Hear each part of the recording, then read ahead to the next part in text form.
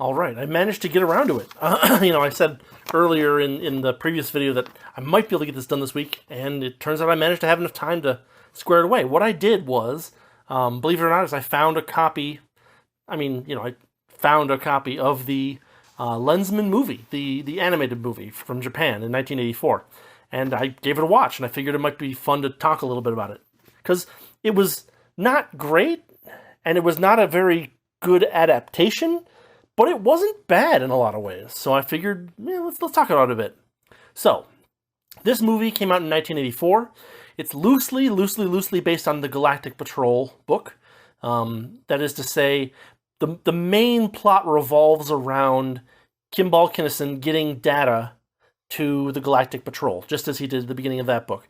There are some elements of the Gray Lensman that appear. There are some elements that appear later in the book, but that's kind of the main thrust of the plot.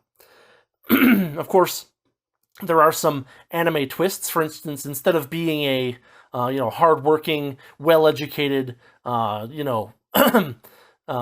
dedicated officer that worked his way up to being a lensman, Kimball Kinnison is basically the son of some guy who didn't make it as a lensman, but he's basically some kind of high school age chosen one who ends up kind of becoming the protagonist of this story. And in, a Japanese animated movie kind of style, there's not really a lot of training. There's no training, really. There's very little subtlety. There's not really any intrigue. And those were kind of the things that were fun in the Lensman books. So, you're missing a lot of that stuff. It's pretty much an action movie where you go from one place to another, and in each place you have some kind of action scene. The other thing that is kind of weird in this movie is that every time you're moving from place to place, or every time there's not dialogue for a few minutes, there's these weird vocal music interludes. I can't. It's like that kind of late 70s kind of like American style rock and roll, but it's done in English. By some Japanese group, and there's two songs that get chopped up to hell and put in all these little interims, and so you'll be watching the movie, and then a scene will end, and then there'll be an establishing shot, and someone will scream "Starship," and then they'll sing a few lines. Very strange, but it's weirdly familiar. I feel like I've seen this thing before, even with similar music, and I can't put my finger on where I've seen it. So I don't know. Let's see. Elements of the story. You get a little helper droid in the very beginning of the movie that is straight out of Star Wars, and you think that he's going to be a major kind of comedic relief character throughout the movie. That doesn't happen. We get a lot of names moved around in a lot of weird ways. Blakesley was a character in Galactic Patrol, and Blakesley is actually a bad guy in this one. Buskirk is now some weird Minotaur thing. He's a very slapsticky kind of character. He's always kind of flailing around comically and jumping around and just avoiding being shot by inches by dancing in the air kind of thing.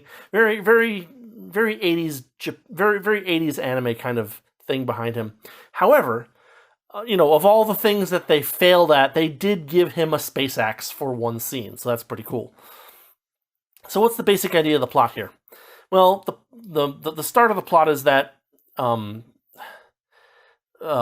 Kimball is flying around his outside his home planet. He's meeting up with Buskirk, and then the Britannia basically crashes on his planet.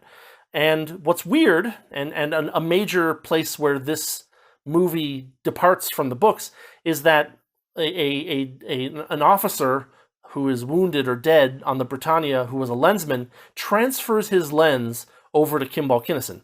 Now, of course, if you've read the books, you know that this is something totally out of the known things that can actually happen. The lens can never be touched by anyone else, and in fact, they do mention that under normal circumstances that's the case in the movie. But the lens does transfer from this guy who is dead over to Kimball Kinnison, and the other thing is that the lens itself contains the plans that were on the Britannia that now Kim needs to get back to the Galactic Patrol. It's funny because every time someone finds out that Kim had the lens transferred over to him by another lensman, everybody's like, huh, that's weird. But like they never give it more than that 2 or 3 seconds of like, huh, that's weird reaction, which I thought was really funny.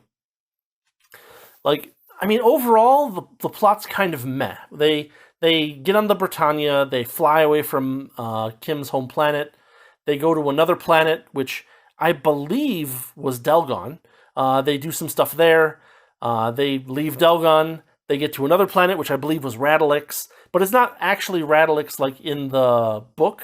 It's like a combination of Radalix and Miner's Rest. So it's like a party planet, but it's also a place where they're mining Theanol, where Theanol is now a rock instead of a plant, but it's still like a drug. So whatever. Then they go to Radalix, and then they end up fighting Helmuth, and action scene in every place. Yeah, there's a lot of things that are missing from this movie. Like, for instance, there aren't any spy rays. So, like, they're able to escape from the Bosconian forces in a couple of different times, and the Bosconian forces are basically none the wiser. It simplifies escape so that they can get from one place to another kind of thing. The character who they call Bill in the movie is I think supposed to be based on Wild Bill Mitchell, right? Pretty sure that's his name. And like he's a totally different character. He's like some weird like alien DJ thing on Radalix. I don't know. We do get to see the Overlords of Delgon. Instead of being these crazy diabolical torture monsters that eat life force, they are like these giant monster snails, which, to be fair, look pretty cool, but again, they're not quite as interesting as the Overlords of Delgon were in the books. And in fact, a lot of the creature designs that aren't like humanoid characters are actually really cool. Like the Overlords of Delgon look really cool. There's a scene where they're about to fall into this like moat at the bottom of a tower kind of thing, and this thing comes out of the water, and it looks really cool. And in fact, like all the hand-drawn mechanical stuff looks pretty cool. There's a lot of really neat detailed mech design, which must have been really expensive. However, there is some very, very primitive CGI in the movie as well, which obviously was way before the time that it should have been unveiled. It's strange because they have CGI versions of the Bosconian ships, but then they also have hand-drawn versions of the Bosconian ships, and it's like the hand-drawn version looks so much better. Another thing that's missing from the movie, actually, and you'd be surprised at this, because there's a lot of like person running around and fighting and shooting laser beams action, right? There's a lot of that. But there's also like a space battle, and the space battle is almost completely not shown in the movie. Like, it's just like, yeah, we're fighting, and here's a picture of a bunch of ships, and one of them explodes, and then we're cutting back to the actual on-the-ground fight. Whereas in the books, sometimes the on-the-ground fights would be kind of meh. Like especially the ends of the books. And then the space battles were all, kind of gradually increasing in detail as the books went on.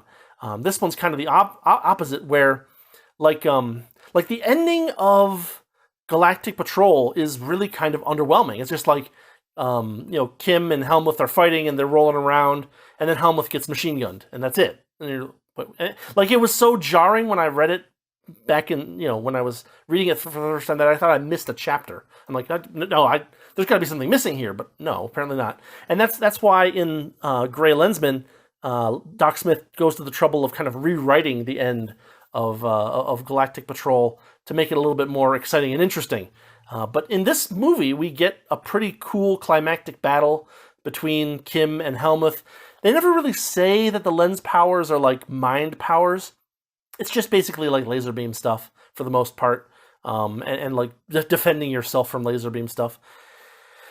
Helmuth is kind of cool, actually, because he does talk like he did in the books. Like, someone gives a report and he's like, well, you haven't proven this. You need to give me proof, or I'm going to destroy you and someone else is going to take your place kind of thing. Some of that is in the movie, and that's actually pretty nice. I thought it was a nice addition that he's using the same kind of language that he was in the books, and had the same kind of attitude toward lazy subordinates. Yeah, it was one of those movies where like it's very dated. Especially the very mediocre vocal music interludes are kind of like, ugh. You kind of sigh a little bit every time one of those pops up, and you're like, can I just fast forward through this? But all in all, for a movie that came out in 1984, it was not a terrible anime movie on its own. I'd say it's different enough from the book that's kind of both a curse and a blessing, right? When you adapt something, you don't want it to be exactly the same generally, so that people who read the original work can still have something to look forward to that might surprise them. Of course, that's hard to do because you have to have similar like writing quality as the original author in order to pull it off. They don't have that in this. The writing is very subpar. And then there's a bunch of things that are just changed for no really particular reason other than to name drop them, right? And yet there are some similarities to the book. The names are used all over the place. We actually get Helmuth. We get, we get Wursel. We get Chris. We get all these. We get a lot of characters that are in the books in the movie, which is kind of nice. The plot is meh. It's basically go from one place to another and have a action scene. The writing is meh. There's not really any character development other than Chris and Kim kind of become fond of each other. And there's no subtlety or intrigue and no disguises or anything like there are in the books. So, like, all in all, it's not a good adaptation. It's not a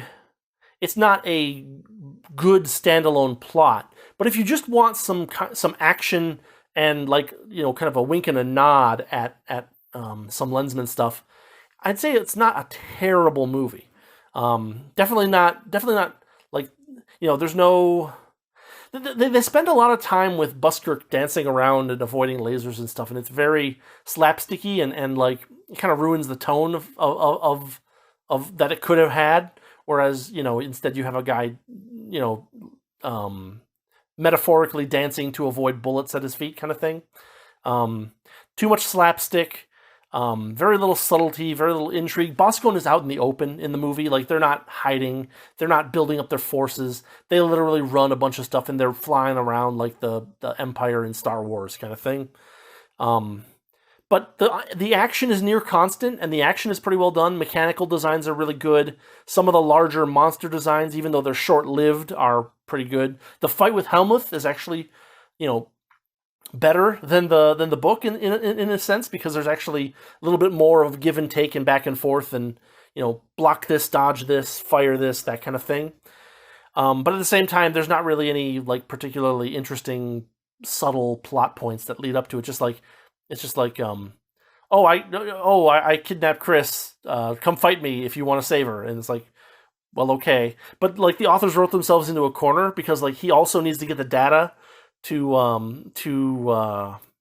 the Galactic Patrol, and they're like, well, you need to give that data to the Galactic Patrol. That's way more important than Chris. And even Chris is like, no, it's way more important that you get the data to the Galactic Patrol so they can win this giant space fight. And he's like, well, I'll get the data to the Galactic Patrol after I go save Chris. And then like he doesn't even have to do that.